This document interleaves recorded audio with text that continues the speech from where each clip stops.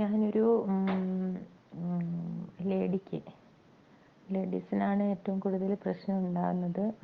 Urine സംബന്ധിച്ചുള്ള പ്രശ്നം, infection ഉണ്ടാവുക, ഇങ്ങനെ ചുട്ടുപൊകച്ചിൽ ഉണ്ടാവുക, വേദന ഉണ്ടാവുക, പിന്നെ യൂറിൻ കൊണ്ട് യൂറിൻ അവിടെ നിന്നിട്ട് ഇൻഫെക്ഷൻ വരിക, മൂത്രനാളിയിൽ ഇൻഫെക്ഷൻ വരിക. അപ്പം ഈ ഒരു പ്രശ്നം പറഞ്ഞിട്ട്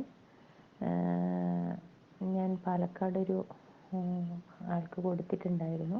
അവർ നല്ല റിസൾട്ടാണ് പറഞ്ഞത്. ഏകദേശം അവരൊരു 3 ബോട്ടിൽ മരുന്ന് കഴിച്ചപ്പോൾ തന്നെ അവർക്ക് പൂർണ്ണമായിട്ടും മാറി എന്നാണ് പറഞ്ഞത്. പിന്നെ പാലക്കാടിനെ സംബന്ധിച്ച് പറയുമ്പോൾ ചൂട് കൂടുതലുള്ളത് കൊണ്ട് നമ്മൾ കുറച്ച് തണുത്ത ഫുഡൊക്കെ നന്നായിട്ട് കഴിക്കാൻ പറഞ്ഞിട്ടുണ്ടായിരുന്നു. വെള്ളമൊക്കെ നന്നായിട്ട് കുടിക്കാൻ പറഞ്ഞിട്ടുണ്ടായിരുന്നു. അതുപോലെ കൂവപ്പൊടിയുടെ വെള്ളം അവർ നന്നായി കുടിച്ചു. അപ്പോൾ അതൊക്കെ യൂറിൻ പോകാനും ഒക്കെ കുറച്ചുകൂടി ഈസിയായി. പിന്നെ അതുപോലെ അവർക്ക് ഇൻഫെക്ഷൻ ഏരിയ, വൈജനൽ ഏരിയ അവർക്ക് കുറച്ച് ഭയങ്കര പ്രയാസം ഉണ്ടാക്കുന്ന രീതിയിലായിരുന്നു എന്നുള്ളതാണ്.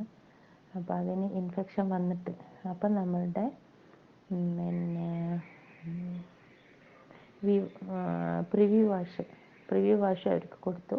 അത് നല്ല റിസൾട്ടാണ് പറഞ്ഞത്. ഏകദേശം ഒരു 4-5 ദിവസം അവർ അടുപ്പിച്ച് എപ്പോഴൊക്കെ യൂറിൻ പാസ് ചെയ്യുന്നുണ്ട് അപ്പോഴൊക്കെ അവർ അത് ഉപയോഗിച്ചുകൊണ്ട് തന്നെ ഇൻഫെക്ഷൻ നന്നായിട്ട് കുറഞ്ഞു എന്നാണ് പറഞ്ഞത്. ഉള്ളിലേക്കൊക്കെ അവർക്ക് ഭയങ്കരമായിട്ട് ഇൻഫെക്ഷൻ ഉണ്ടായിരുന്നു, അതൊക്കെ കുറഞ്ഞു എന്നാണ് പറഞ്ഞത്. ഇതൊരു നല്ല റിസൾട്ടാണ്. പിന്നെ ഒരുപാട് ആളുകൾക്ക് നമ്മളത് കൊടുത്തിട്ട് അങ്ങനെയും നല്ല റിസൾട്ട് ഉണ്ട്. ഏകദേശം ഒരു 2 ബോട്ടിൽ കഴിച്ച് കഴിയുമ്പോൾ തന്നെ ഇതിന് നല്ല റിസൾട്ടാണ്. നമുക്ക് ധൈര്യമായിട്ട് കൊടുക്കാൻ പറ്റുന്നതാണ്. അതുകൊണ്ട് നമുക്ക് പിന്നെ മൂത്രത്തിന് കല്ല് മാത്രമല്ല, കിഡ്നി സ്റ്റോൺ അതിന് മാത്രമല്ല, ഇങ്ങനത്തെ കാര്യങ്ങൾക്കും ഇത് ഉപയോഗിക്കാം എന്നുള്ളതിൻ്റെ ഒരു തെളിവാണ്. ഓക്കെ.